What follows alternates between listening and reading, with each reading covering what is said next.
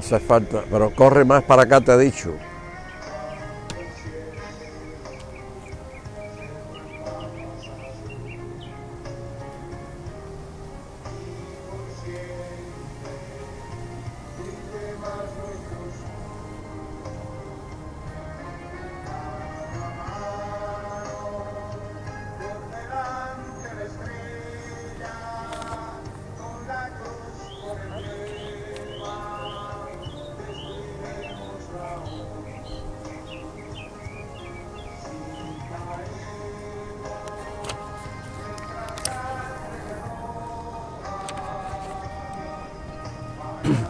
Muy buenas tardes.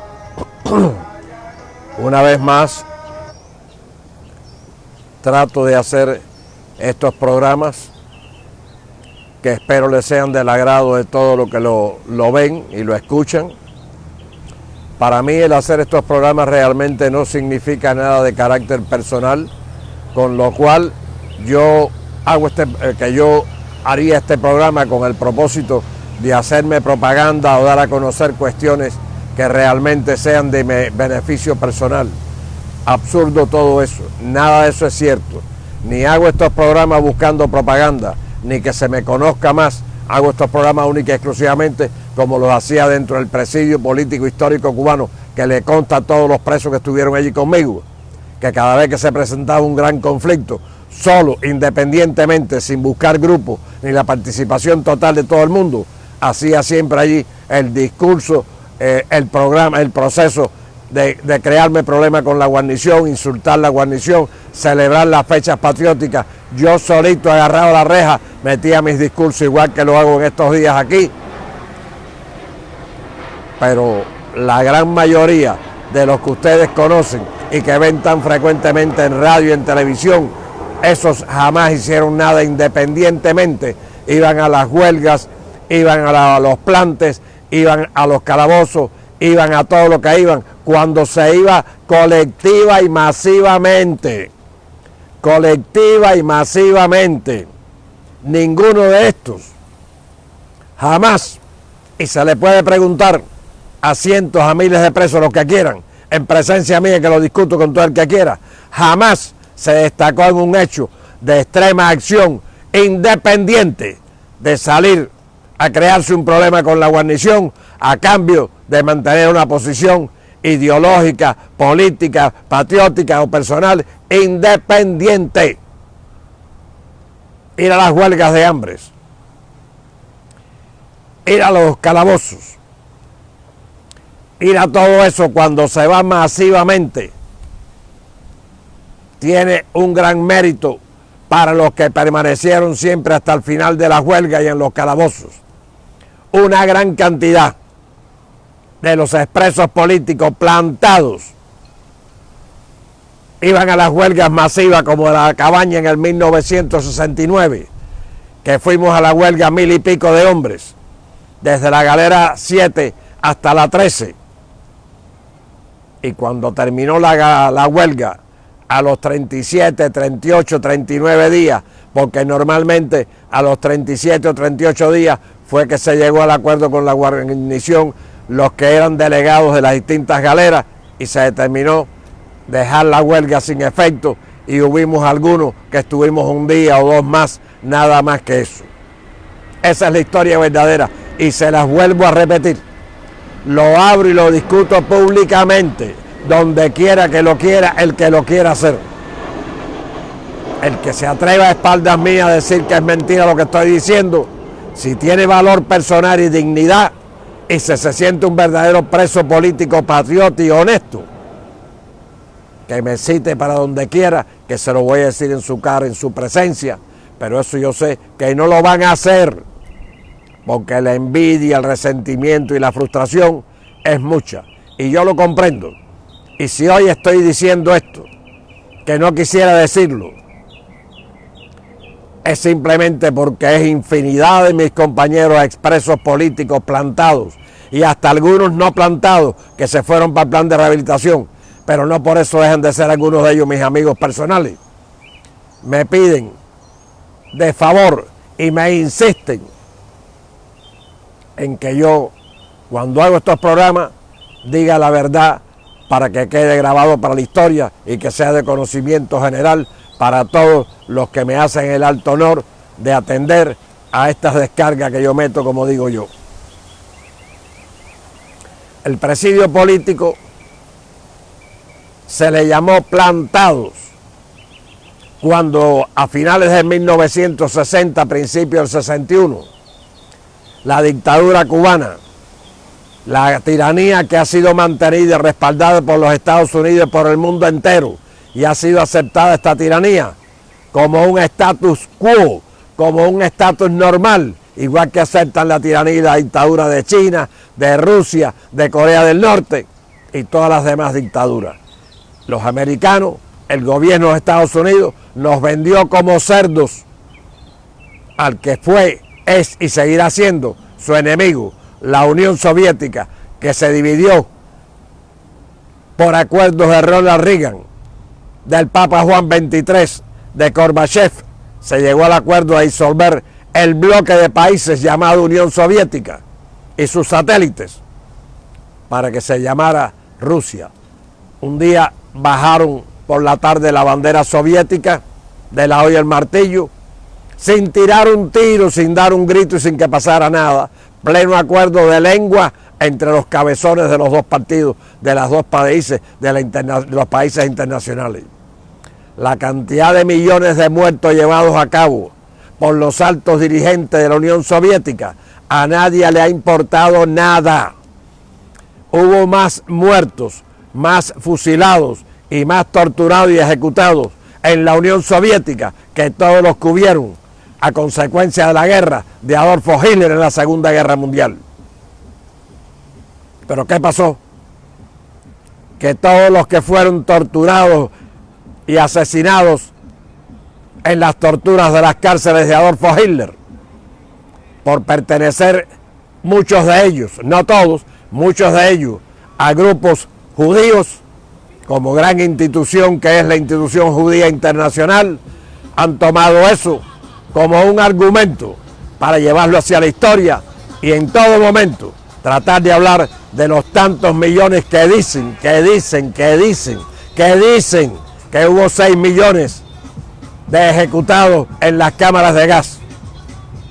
Yo no lo creo. Yo creo que a lo mejor hubo 2 millones, hubo 3 millones. Pasa lo mismo que con el triunfo de la Revolución Cubana de 1959. El dueño de la revista Bohemia, al triunfo de la Revolución, publicó en la revista Bohemia y se publicó en todos los periódicos del país que habían habido más de 20.000 asesinados por la dictadura de Fulgencio Batista y Saldívar.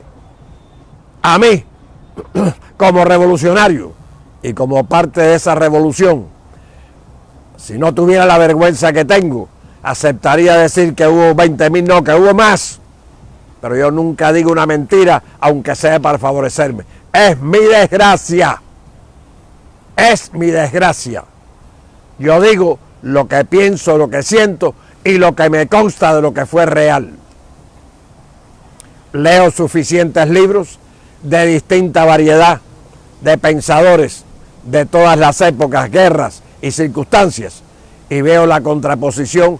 Unos dicen una cantidad, otros dicen otra. Cada uno escribe lo que le conviene acorde a los intereses de la procedencia de donde viene ese escritor de libros.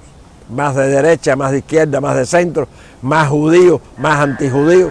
Cada uno dice y hace lo que le da la gana. Y eso es una cobardía y es una inhumanidad. Al mundo hay que enseñarle y educarle diciendo la verdad, aunque vaya en contra de los intereses personales del que está haciendo el libro o del que está haciendo la película. La verdad es solo una, la que es verdad. Lo demás son adornos, como ha pasado en esta película Plantados. Plantados es todo el preso político del proceso anticomunista de Cuba. Que la palabra plantado, repito, empezó en el finales de 1960 o inicio de 1961, cuando los presos estábamos en las 4 circulares de Isla de Pino, y entonces al comenzar el plan de trabajo forzado, hubo un pequeño grupo inicial, después el grupo fue muy grande, de presos plantados en rebeldía, que los instructores políticos del partido, que de apodo le decíamos los abuelitos porque estaban aconsejando, pero aconsejando haciendo campaña en favor del adoctrinamiento comunista. Los que le cogieron miedo a la prisión, se acobardaron por insistencia de sus familiares o porque no soportaban el encierro y las malas condiciones en que vivíamos.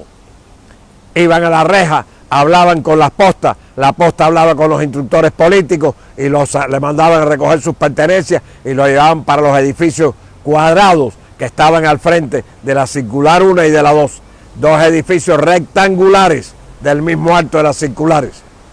Y esos que se acogían al plan de rehabilitación los iban llevando para allí.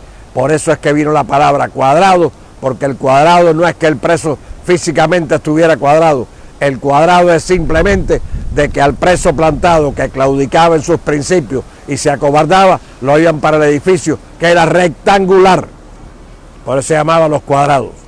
Los que estábamos metidos en las circulares y que permanecimos en las circulares siempre, o en prisiones de extrema rebeldía, es a lo que se nos llamaba plantado. En esta peliculita, que es una falsedad la mayor parte de lo que dicen y una tergiversación de la historia, y se lo digo si se paran delante de mí los que le hicieron, los que cogieron el dinero para hacerla y todos los que han hecho de eso un negocio y un lucrativo personal. Me responsabilizo con lo que digo. Si es mentira, que me citen para donde quieran, a radio, a la televisión, adentro un cuarto, a donde les dé la gana. Tiempo y espacio me es indiferente. A Martí, y no me comparo con Martí ni remotamente, pero a Martí lo criticaba mucho Maceo, Máximo Gómez, Quintín Bandera, todos los grandes generales, los grandes jefes.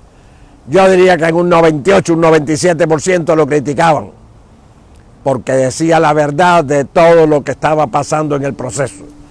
Y la verdad siempre lastima a algunas personas que dicen una cosa y su comportamiento demuestra lo contrario. Plantados son todos los presos políticos en rebeldía en la historia del proceso de la lucha contra la dictadura de Fidel Castro. Eso es verdad. Ese problema, que si 3 plantaron, que si 4, eso es mentira. Al inicio del plan del plan de trabajo forzado, que se llamaba Camilo Cienfuegos, hubo 3, 4, 5 compañeros encabezados por Alfredo Izaguirre Rivas, como mi hermano, que lo quise mucho siempre, mi amigo desde la juventud en Cuba, que Alfredo Izaguirre salió y dijo: yo no voy a trabajar. Perfecto. Se le sumaron Adolfo Gutiérrez y 2 o 3 más. Al pasar de los días, que los castigaban muy fuertemente,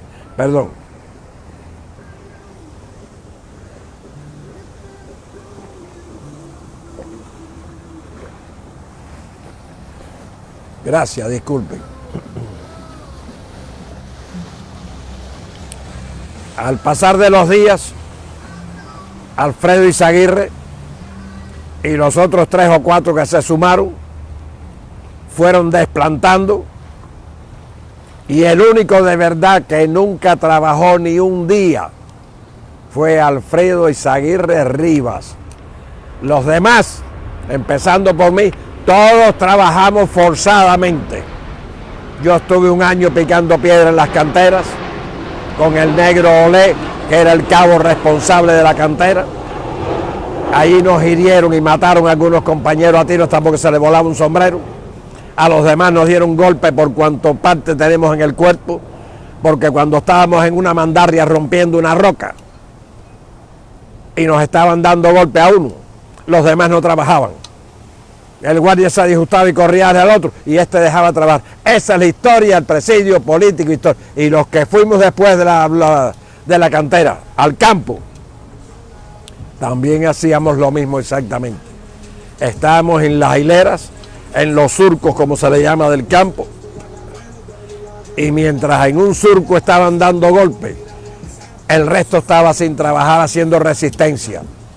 Y cuando terminaba hacían palos. Esa resistencia nos costó la vida, las golpizas enormes, constantes, y el asesinato de muchos compañeros allí, a tiros, a bayonetazos, y a los que no nos asesinaban a tiros y a bayonetazos, nos daban mucho golpe, a casi todos, al menos de los que más rebeldía mostrábamos siempre, haciendo la mayor resistencia. No todos hacían la mayor resistencia, esa es la verdad. El 90% hacían la rebeldía que se podía para evitarse problemas, cumplir con la rebeldía para ir sobrellevando la cosa.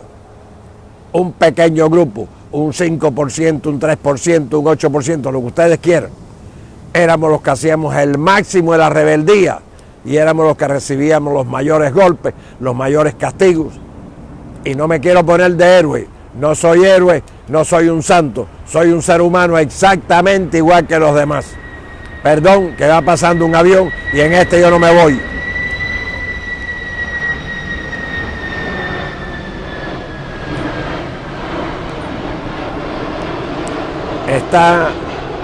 Está comenzando a lloviznar, con lo cual creo que no voy a poder aumentar mucho más este programa.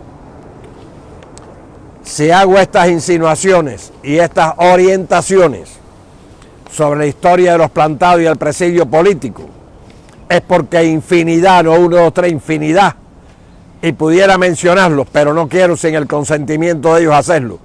Presos políticos, rebeldes, me piden de favor que yo haga este comentario ya que ellos no hacen estos programas. Lo digo a nombre de ellos y en favor de que ellos me lo piden.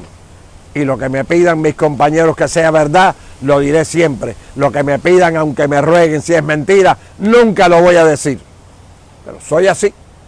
Por eso es que ustedes ven que los que están en la radio, en la televisión, en esa pachanga de un lado para otro, que son artistas actualmente, así fueron en la prisión igual. Eran los que les gustaba estar rezando el rosario y organizando fiestecitas y canticos y cosas así. Pero ninguno de ellos fue de los que se enfrentaba directamente y estuvo en muchos calabozos. Estuvimos en celdas tapiadas, el grupo de los que estábamos en calzoncillo en la galera 12 y 13.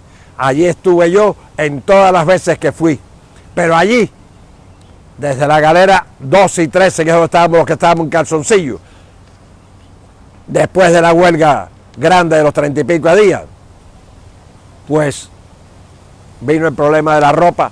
El 90% de los presos políticos plantados, todos se vistieron con el uniforme azul de los presos comunes en todas las prisiones. Yo fui en una cordillera que salió el 23 de marzo del 1967, que creo que fue la última cordillera que salió de Isla de Pino. Fui en las guaguas que nos llevaban llenos para Taco Taco, un centro de penitenciario, de barracas, creo que había esa cosa. Nunca llegué a entrar. Cuando nos bajábamos las guaguas, íbamos en fila para entrar y pasar las rejas. Bien, antes de llegar a la reja, estaban puestos ahí unas mesas con todos los uniformes de las tres tallas, pequeño, mediano y grande, del uniforme azul de los presos comunes. El 90 y pico por ciento de los presos políticos plantados se vistieron de azul y aceptaron el uniforme azul de los presos comunes.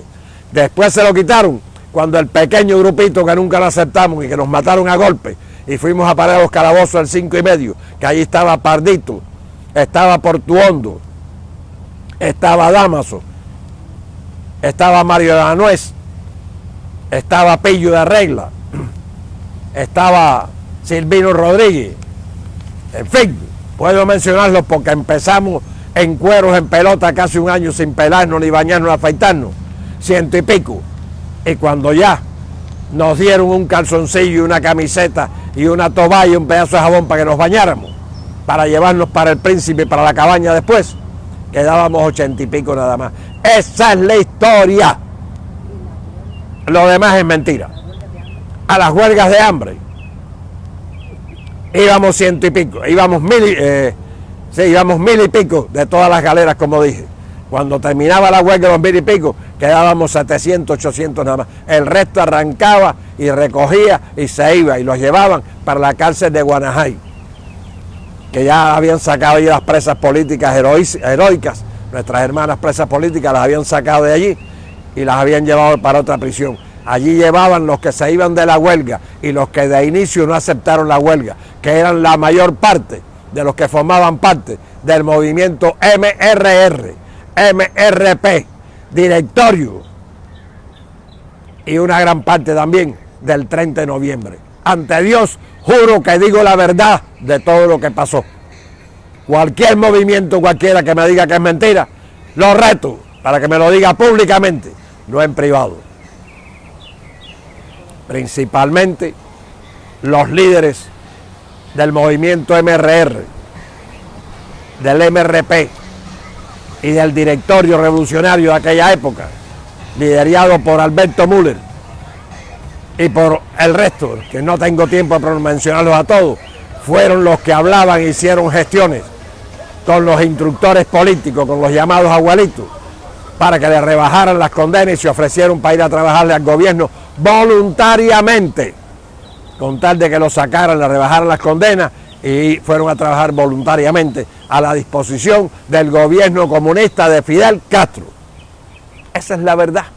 Estoy escribiendo el libro de mis memorias y lo voy a regalar porque tengo recursos para hacerlo y regalarlo, porque quiero que quede como una constancia histórica de lo que fue este proceso.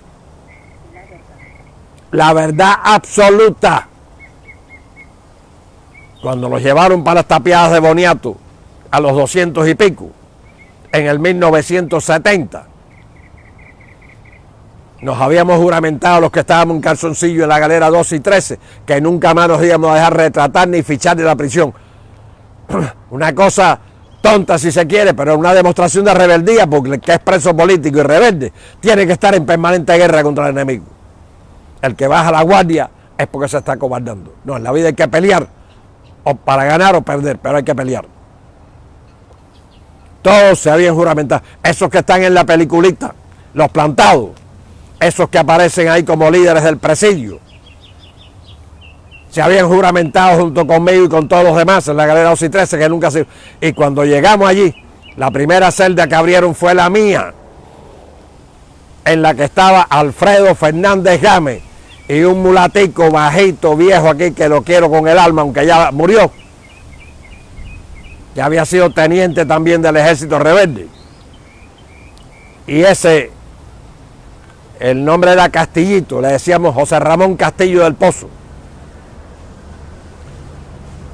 Castillito, al abrir la reja, el primero que me sacan es a mí, Alfredo Fernández Gámez. Aquí, abrió la reja el guardia, e dice, un segundo, que va pasando otro avión en este momento. Es que esta islita donde yo vivo está, como ven, a la orilla del mar, a la orilla del río, del agua, pero está a cuestión de 2-3 minutos del aeropuerto nada más también. Me preguntan, Alfredo Fernández Gámez, porque yo tenía en la lista con los nombres de todo el mundo en cada celda. Vamos para la ficha y para retratarlo. Le dije, no, yo no me voy a retratar. Me dice el guardia, se tiene que retratar porque eso es una orden del ministerio. Digo, ¿y quién le ha dicho a usted que yo respeto las órdenes del ministerio, señor? Si yo respeto las órdenes del ministerio, no estaría plantado, me hubiera ido para el plan de rehabilitación. Échese para allá. No me dieron un golpe en ese momento y me hicieron nada. José Ramón Castillo del Pozo, aquí. Negrito bajito así, que era una bola de candela, buenísimo. Mi compañero del 26 de julio y mi compañero en todos los hechos.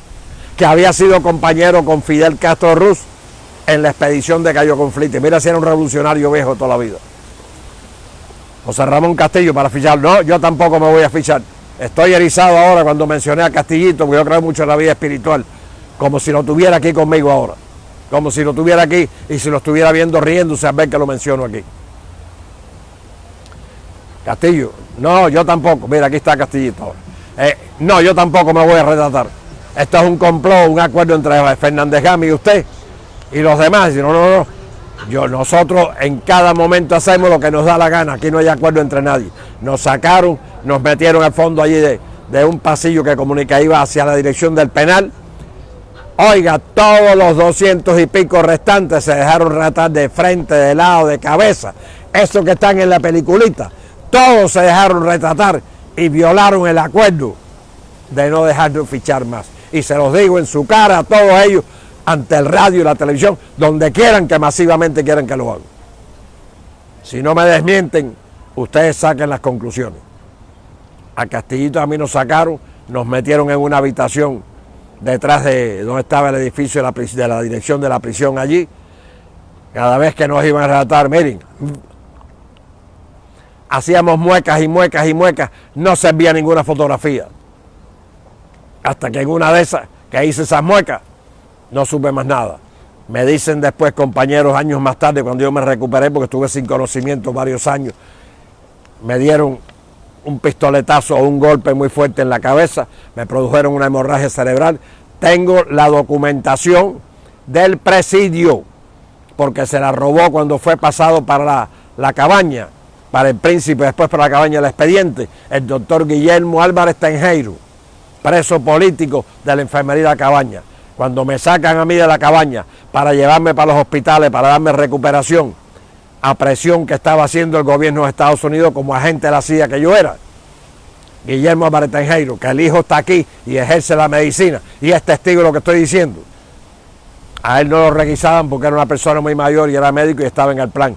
Sacó el expediente completo firmado por los capitanes y médicos militares que me habían hecho todos los chequeos, los análisis, las pruebas necesarias.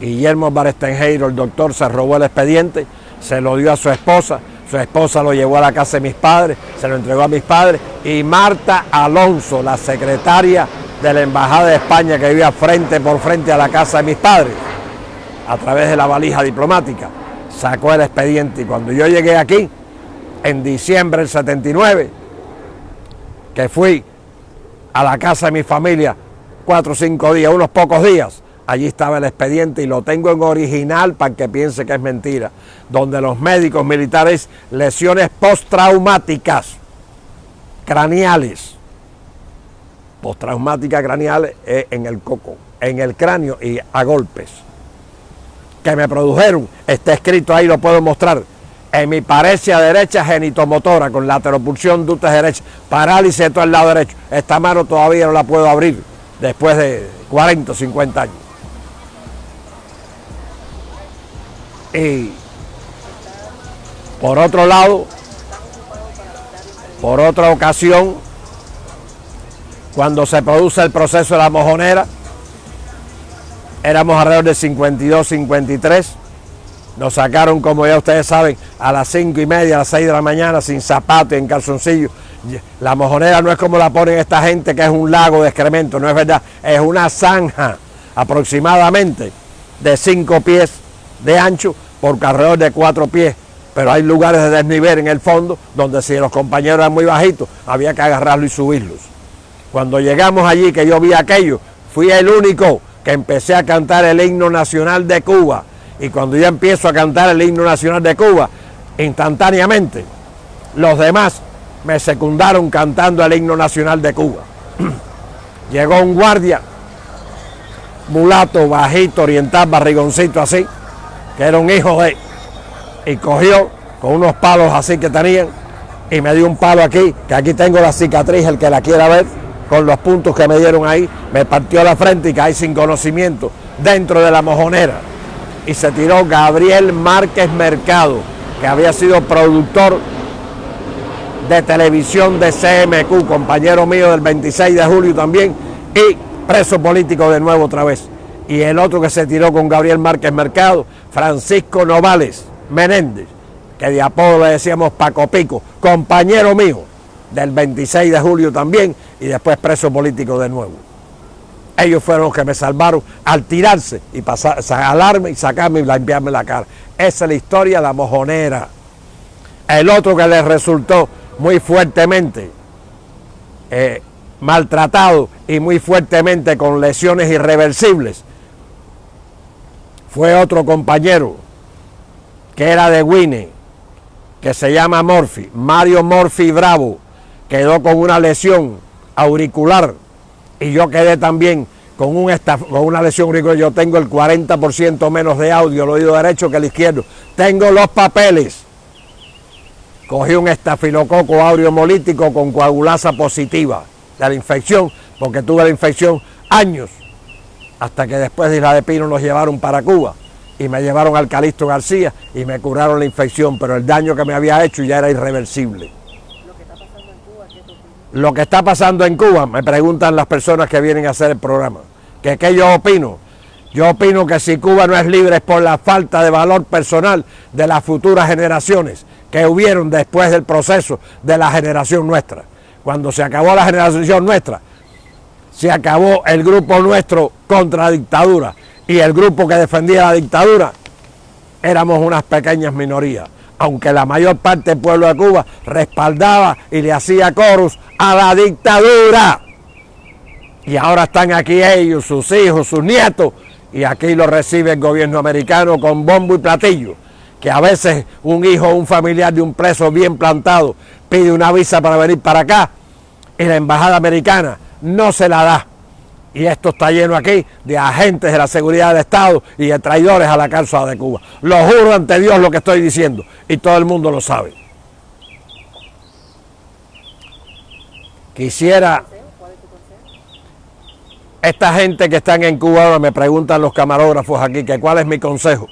Mi consejo es que esta generación que tienen 30, 40 años, que son hijos y nietos de los que nos metieron en la cárcel y nos fusilaron a nosotros, no tienen culpa de lo que hicieron sus padres y sus antepasados.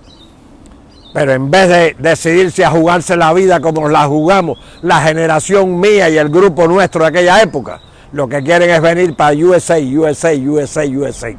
No es USA, hay que quedarse y si hay que morirse, se muere, como lo hicimos nosotros, los presos políticos plantados y hasta los no plantados, pero que se jugaron la vida antes de caer presos y después en la prisión igual.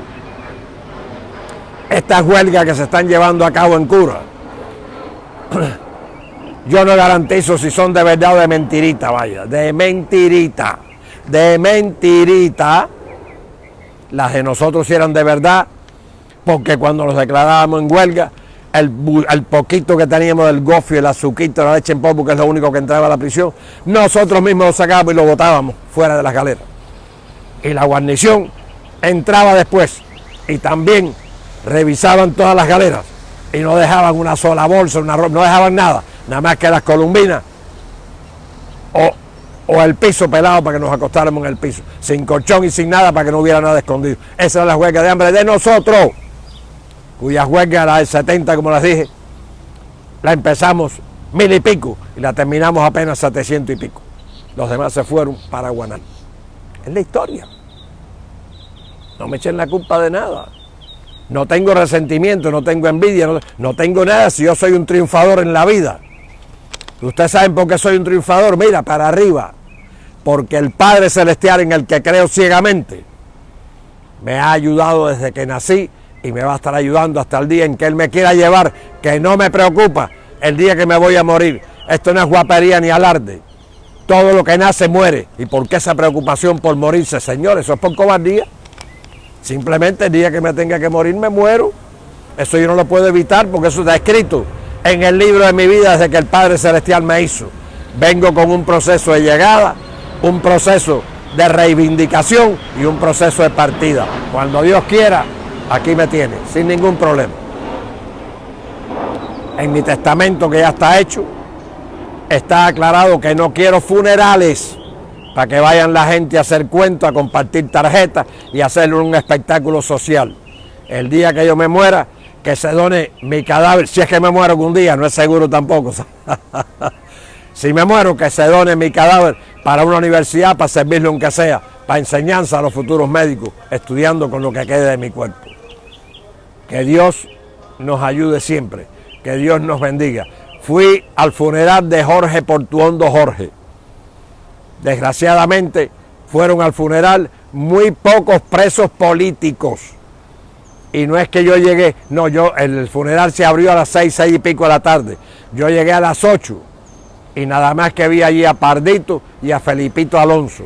No vi más ningún otro preso del grupo nuestro, del presidio político histórico viejo. Si llegaron, no lo sé, no los vi. Si llegaron antes, llegaron de corre y se fueron. Yo no, yo llegué con mi esposa y a las 8 y me fui casi a las 12 de la noche. Digo la verdad.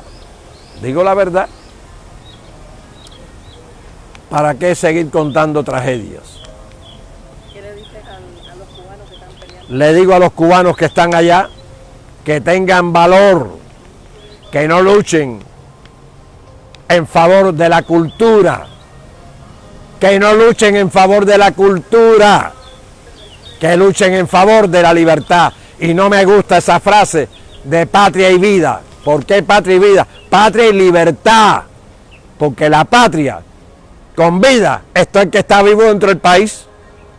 A patria y libertad es el que quiere luchar para tener esa vida, pero en una situación libre e independiente y soberana. Patria y libertad, no patria y muerte, ni patria y vida, que es falsa. Bien, la de los comunistas es una situación de patria o muerte, porque para ellos la patria para el disfrute, la muerte sencillamente para el que se les enfrente a ellos. Perfecto, pero en mi caso es patria y libertad, porque la patria y vida es para se puede estar vivo dentro de la dictadura.